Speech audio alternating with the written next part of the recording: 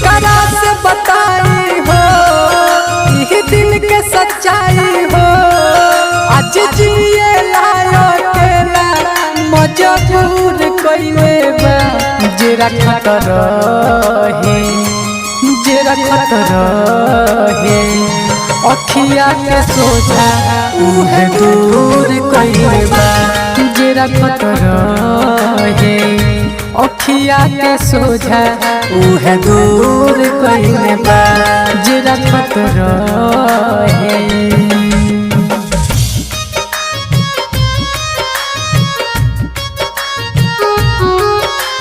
Music by Kundan Raj Harsiddhi.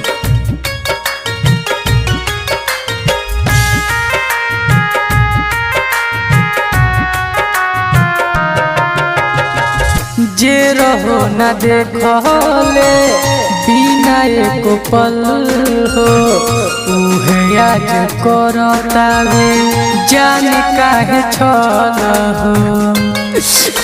भाई सुनो जे रहो न देखले बिना एको पल हो आज उहे करतावे जाने काहे छल हो। कोई सनम हर जाई आहावे न समझ कहाँ जाई। हो कोई सनम हर जाई आहावे न समझ कहाँ जाई। जे सजावल लाखों सपनवा उहे चूर कइले बा। जे रखत रहे अखिया के सोझा उहे दूर कइले बा। जे रखत रहे अखिया के सोझा उहे दूर कइले बा। जे रखत रहे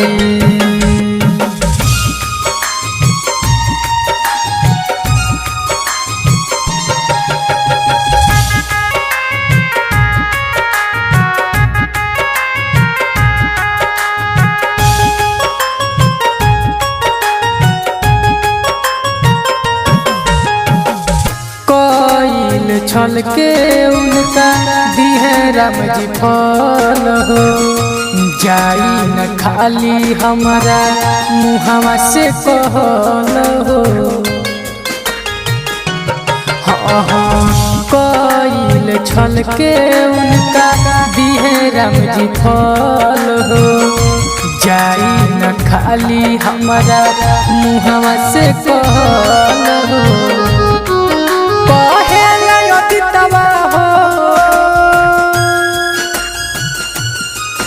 नहीं बुझली फिलवा हो कहे नयदितवा हो। नहीं बुझली फिलवा हो पूछे गुड्डू गिरी अभिषेकवा का कसूर कइले बा।